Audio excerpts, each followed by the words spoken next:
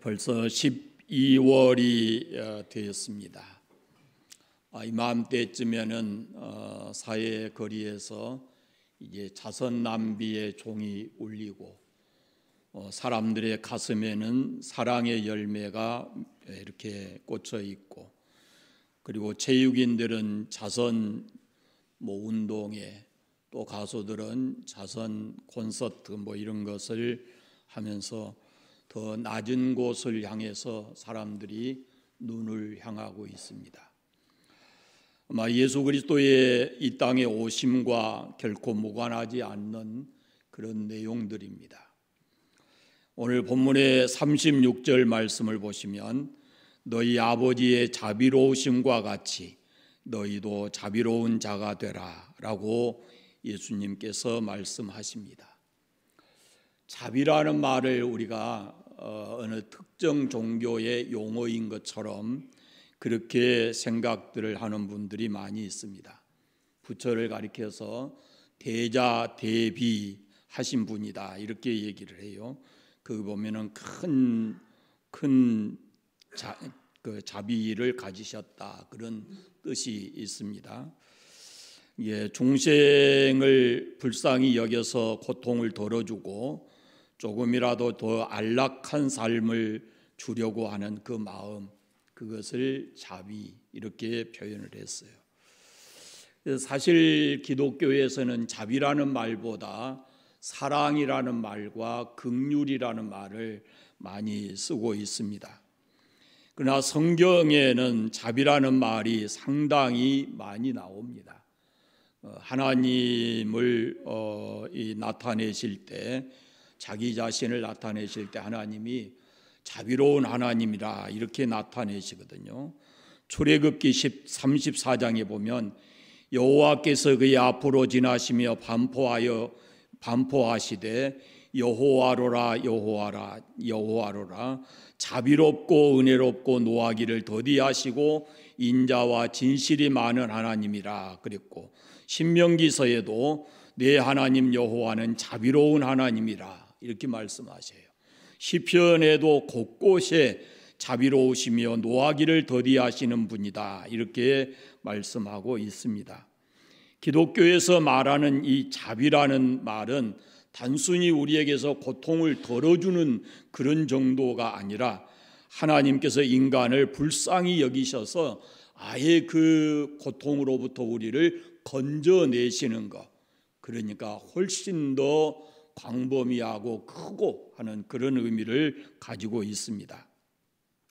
자비라는 히브리 말을 보면은 나훔, 라함 이런 단어를 쓰는데 깊이 사랑하다, 동정하다 이런 뜻을 가지고 있습니다. 부드럽다, 친절하다 그런 의미도 있어요. 이 라훔이나 라함이라고 하는 말은 레헴이라고 하는 여성의 자궁의 뜻을 가지고 있다고 합니다. 그래서 자궁으로부터 나오는 아기에 대해서 어머니만이 가지고 있는 그 넘치는 사랑, 그것을 가리켜서 자비 이런 표현을 했습니다.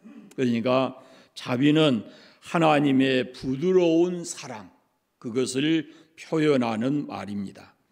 이 사랑과 자비라는 말이 같은 어떤 의미를 가지고 있는데 어떤 차원에서 다르냐 그러면은, 사랑은 굉장히 광범위한 폭넓은 의미를 가지고 있고 자비라는 말은 그 사랑을 구체적으로 실천하는 데 있어요. 그래서 하나님의 마음이 자비롭다 그러면은 그 자비가 부드럽게 손끝으로 나타나는 것이 자비라는 뜻입니다. 예수님은 그 삶 자체가 사랑을 실천하는 그런 자비로운 삶이었습니다. 무리를 볼 때 목자 없는 양같이 민망히 여기셨다 했고, 복음서에 보면은 병든 자, 약한 자, 줄인 자, 손 마른 자, 눈 먼 자, 다리 저는 자, 말 못하는 사람, 나병한 자, 죽은 사람까지도 예수님께서 예수님이 친히 손을 내밀어 그들에게 하나님의 자비를 나타내시는 그런 삶을 살았습니다. 죄인의 집에 들어가셔서 함께 음식을 나누었지요. 유대인의 입장에서 보면은 도저히 상상할 수도 없는 그런 일이었습니다. 여리고 세무장인 삭개오, 누가 봐도 죄인인데 그의 집에 들어가서 거기 유하시고 함께 음식을 나누는 겁니다. 가늠하다 현장에서 붙들린 여인을 용서해 주면서 다시는 죄를 범하지 말라 하셨고, 십자가에 자기를 못 박는 사람들을 위해서는 아버지 저들을 용서해 달라고 그렇게 예수님께서 기도하셨습니다. 그것이 곧 구체적으로 사랑이 실천되는 자비이다라는 말씀입니다. 우리는 하나님의 자비를 구해야 됩니다. 하나님의 사랑은 반드시 부드러운 사랑만 있는 게 아니에요. 자비가 부드럽다 그랬잖아요. 그런데 하나님의 사랑, 광범위한 사랑 속에는 자비만 있는 것이 아니고 징계도 있어요. 채찍이 있다, 그런 말씀이에요. 죄를 지은 이스라엘에게 하나님께서 채찍을 드셨거든요. 그런데 그 채찍을 드신 것도 하나님의 사랑의 표현이었습니다. 히브리서 12장에 있는 대로 주께서 사랑하시는 자를 징계하시고 그 받으시는 아들마다 채찍질하신다라고 말씀해요. 그러니까 자비는 부드러운 하나님의 손길을 의미한다면은 징계는 하나님의 또 다른 사랑, 채찍을 의미하는 것입니다. 그러므로 고난 중에 있는 사람들은 하나님께 기도할 때 하나님의 자비를 구해야 합니다. 하나님의 부드러운 손길을 구해야 된다라는 말씀이에요. 시편 123편의 말씀을 보시면 여호와여 우리에게 은혜를 베푸시고 은혜를 베푸소서, 심한 멸시가 우리에게 넘치나이다 그랬어요. 그런데 옛날 성경에는 이것을 가리켜서 긍휼히 여기시고 긍휼을 베푸소서 이렇게 했고, 세번역 성경에서는 이 말씀을 주님 우리에게 자비를 베풀어 주십시오, 우리에게 자비를 베풀어 주십시오, 너무나도 많은 멸시를 받고 있습니다 라고 얘기를 합니다. 그 자비를 베풀어 달라, 부드러운 손길로 우리에게 다가오셔서 우리를 치료해 주십시오라는 의미를 가지고 있는 겁니다. 자비와 조금 같은 또 다른 의미의 말씀이 있는데 긍휼이라는 말씀이에요. 우리 성경에 자비와 긍휼을 같은 뜻으로 사용하고 있는 성경 구절들이 있어요.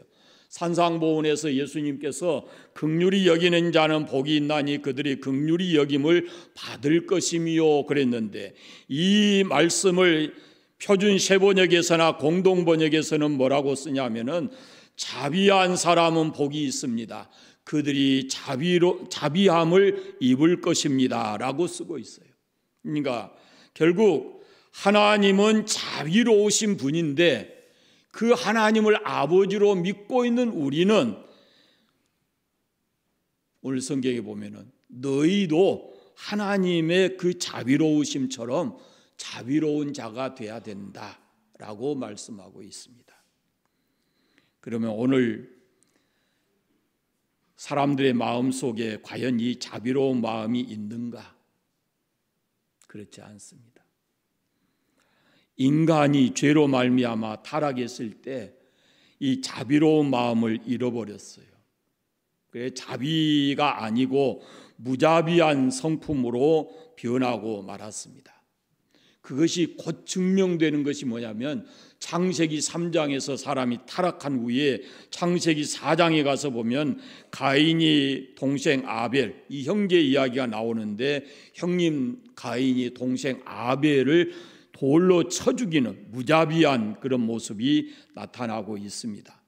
하나님께서 동생 아벨의 제사를 받으시고 자기 제사를 받지 아니하자 가인이 돌로 이 동생을 쳐 죽이는 그런 무자비한 행동을 하는 겁니다.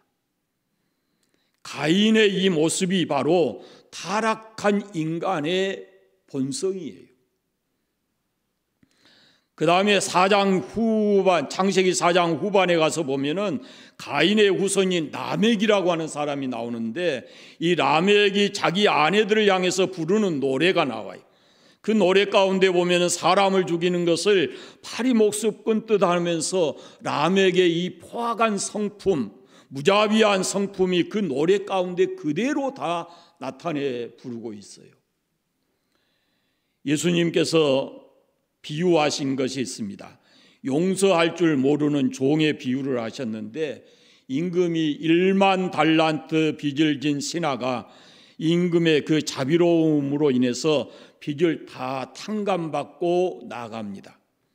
나가다가 자기에게 100데나리온 빚진 친구를 만나서 그의 멱살을 잡고 빚을 갚으라 합니다.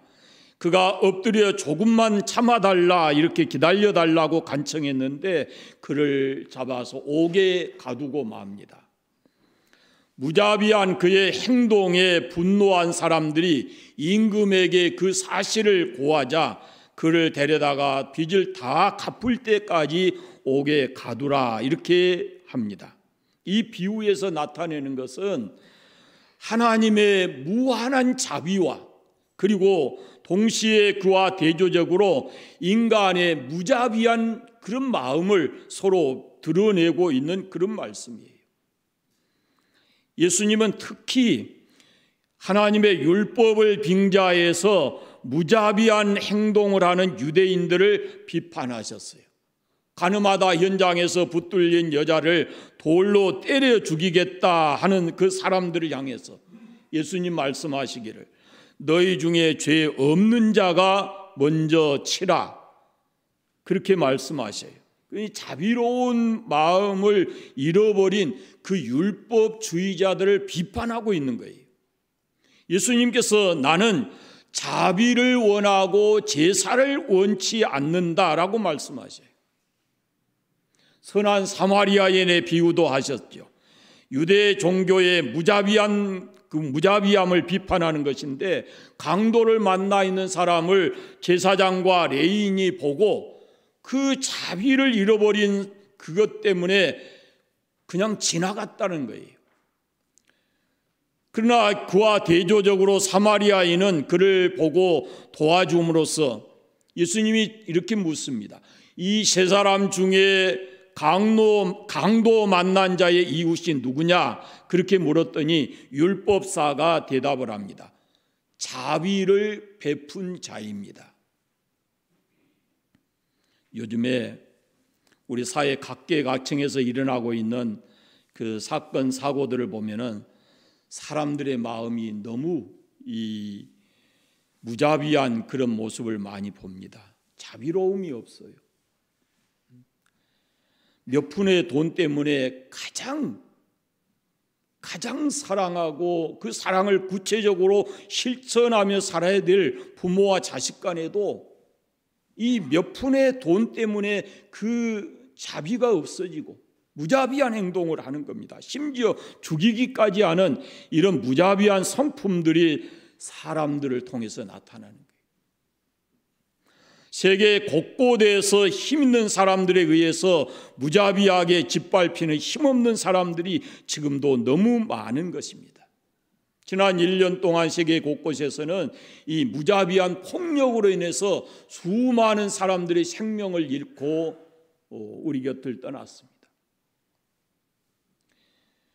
그런데 우리 마음에는 이런 자비가 있는가? 우리가 하나님, 자비로우신 하나님을 아버지라고 부르는데 우리가 하나님의 자녀답게 우리 마음에는 이런 자비로움이 있는가라는 것입니다. 사실 이런 자비로움을 잃어버린 우리를 하나님께서 자녀를 삼아 주셨습니다. 우리를 불쌍히 여겨서 하나님이 자비를 베풀어 주신 거거든요.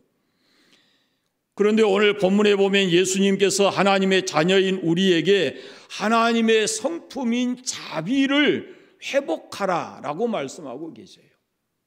아버지의 자비로우심 같이, 너희 아버지의 자비로우심 같이 너희도 자비로운 자가 되라, 이렇게 말씀하셔요. 자비로운 자가 되라고 말씀. 누가복음 15장에 보면은 예수님이 하신 탕자의 비유가 있습니다. 거기 나오는 두 아들이 있는데 큰 아들에게 요청되어지는 것이 뭐냐면 바로 이 자비로운 마음입니다. 큰아들은 아버지의 유산을 미리 받아가지고 나가서 다 탕진하고 빈손으로 돌아온 동생을 못마땅하게 여겼습니다. 그 큰아들의 주장은 논리적으로 맞는 이야기죠. 작은 아들이 처벌받고 책망받아야 될 대상이지 그 아들을 위해서 잔치하고 환대하고 그럴 대상이 아니라는 것이죠. 아버지도 사실은 이걸 다 알고 있습니다. 그러나 지금은 그보다도 죽었다고 생각했던 아들이 돌아왔으니 기뻐하는 마음을 가질 때이지.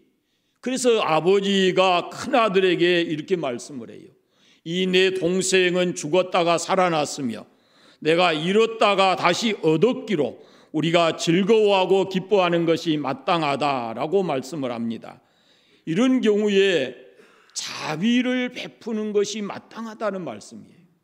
다 잃어버리고 거짓골이 돼서 돌아온 그 동생을 향해서 형님이 할 수 있는 일은 그 동생에게 자비를 베풀어 주는 것이다. 부드러운 손을 내미는 것이다 라고 말씀해요. 그런데 우리는 이 형님처럼 자비를 베풀기보다는 따지고 비판하고 상대방을 구석으로 몰아붙이기를 좋아합니다. 그러면서 그가 곤욕스러워하는 모습을 보면서 통쾌하게 여기곤 할 때도 있죠. 이런 우리 속에 이런 것이 무자비한 모습이 우리 속에도 있다라는 말씀이에요. 죽었다가 다시 살아 돌아온 동생을 보면서 달려가서 껴안고 그를 붙잡아 주고 하는 이 자비가 형에게 필요했는데 하나님께서는 이 비유를 통해서 우리에게 말씀하십니다.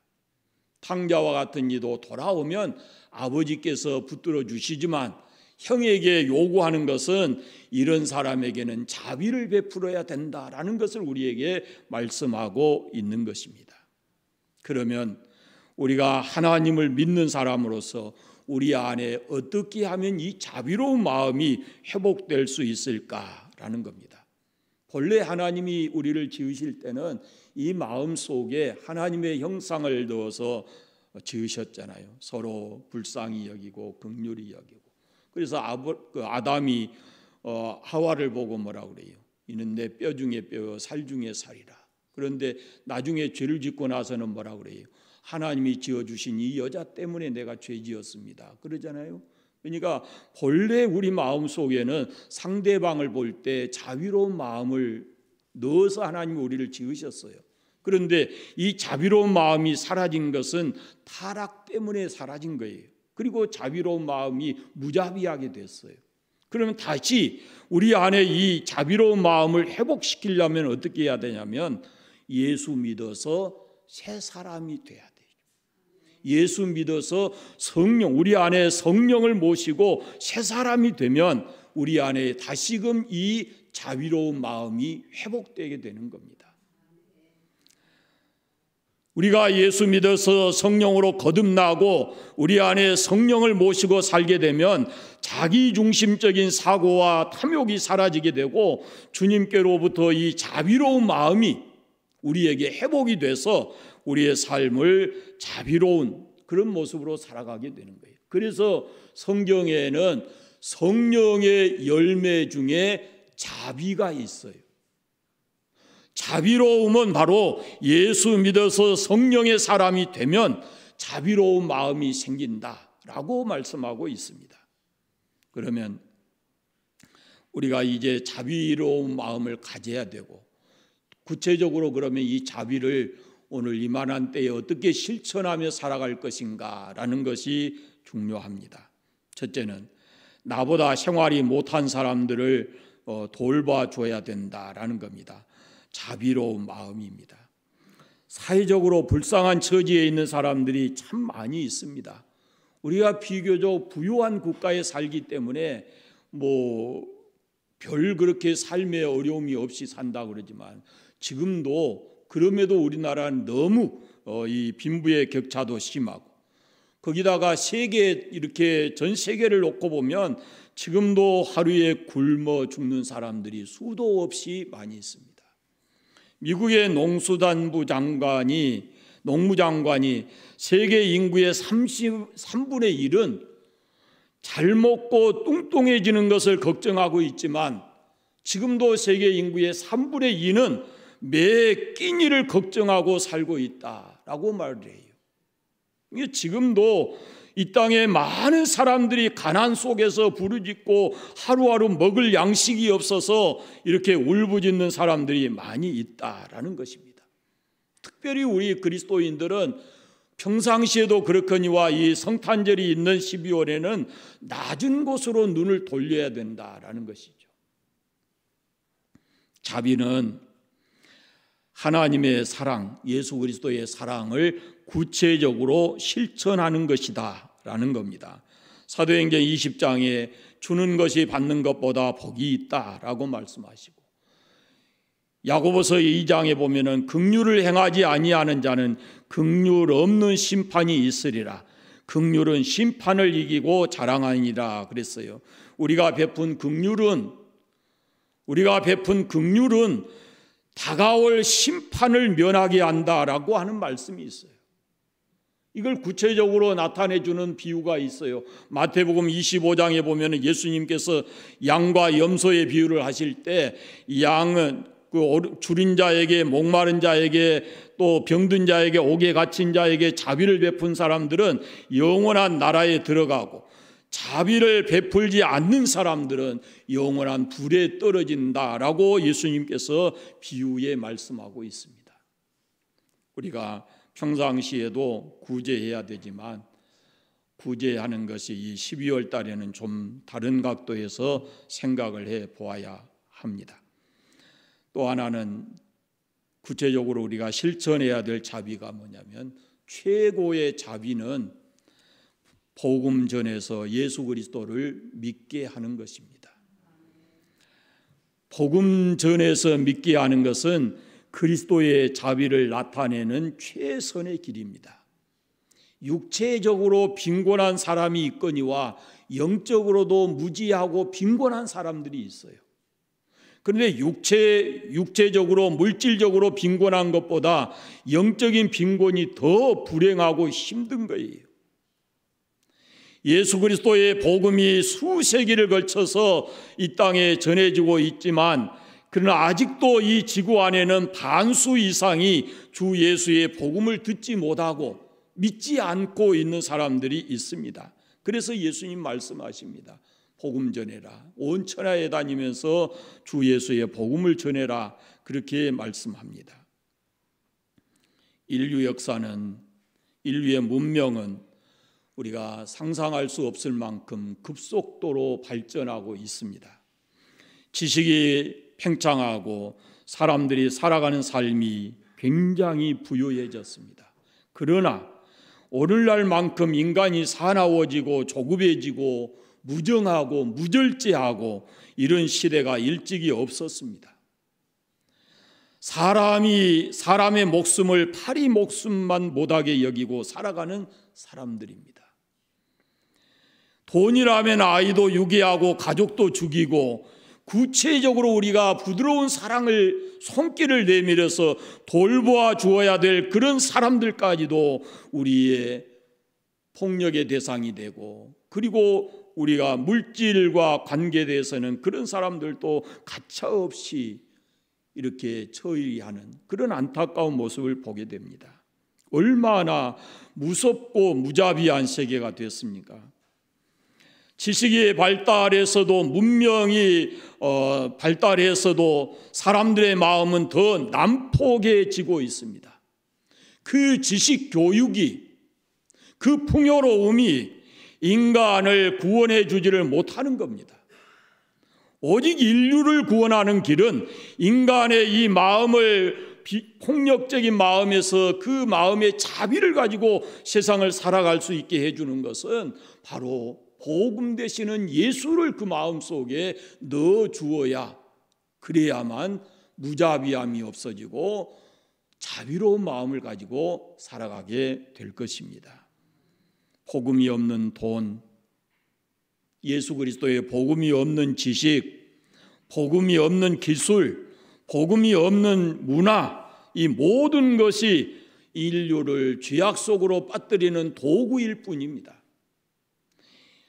그러므로 우리는 자비를 베풀면서 살아가야 되는 겁니다. 우리가 성령의 사람입니다. 예수 믿어서 성령의 사람인데 자비는 바로 이 성령의 열매예요. 그러니까 마땅히 우리가 살아가면서 우리의 삶을 통해서 나타내고 열매 맺어야 될 것이 자비입니다. 여러분, 살아가면서 우리 자신에게 어려움이 있을 때는 인내해야 합니다. 성령의 열매 가운데 인내해야 돼요. 그러나 다른 사람이 어려움을 당할 때는 우리가 해야 될 일이 있어요. 그것은 자비를 베풀어 주는 겁니다. 사랑하는 여러분, 어려운 사람들에게 자비를 베푸시기를 바랍니다. 목마른 사람에게 물 한 그릇 대접하시고 배고픈 사람에게 밥 한 그릇 주시고 조건을 따지지 말고 무조건적인 자비를 베푸시기를 바랍니다. 그것이 주 예수의 마음입니다. 절망에 빠진 사람에게 손을 내밀어 그들을 붙들어 주시고 말 한마디라도 따뜻하게 해서 격려해 주는 그런 삶을 살아가시기를 바랍니다. 자비는 냉철한 이성의 판단을 앞세우기보다는 사랑의 손길을 내밀어서 그를 붙잡아주고 격려해 주는 것이 자비입니다. 생각하고 따지고 하는 것보다 먼저 손을 내밀어 따뜻하게 붙잡아주는 자비를 베푸시며 살아가시기를 바랍니다. 하나님을 아버지로 믿는 우리가 가져야 될 마음이 바로 이 자비의 마음입니다. 내 속에 무자비한 마음이 있다면 그것은 우리의 삶을 파괴할 것입니다. 그러나 이 자비로운 마음이 회복되면 나의 삶도 회복이 되고 나를 통해서 또 다른 누군가도 그 삶이 회복이 돼서 아름답고 행복한 삶을 살게 될 것입니다. 오늘 이런 마지막 절을 같이 한번 읽겠습니다. 나에게 주신 말씀으로 36절입니다. 나에게 주신 말씀으로 이 말씀을 받겠습니다. 너희 아버지의 자비로우심과 같이 너희도 자비로운 자가 되라. 아멘. 기도하겠습니다. 감사합니다. 하나님 아버지, 마땅히 죄인된 우리가 멸망받아야 할 것이되 사랑하신 하나님께서 구체적으로 독생자 예수님을 이 땅에 보내주시고 우리에게 긍휼과 자비를 베풀어 주신 은혜에 감사합니다. 이제 우리가 주 예수님 믿어 하나님의 자녀가 되었는데 우리 안에 아버지의 마음인 이 자비로운 마음을 주시기를 원하옵고 기도합니다.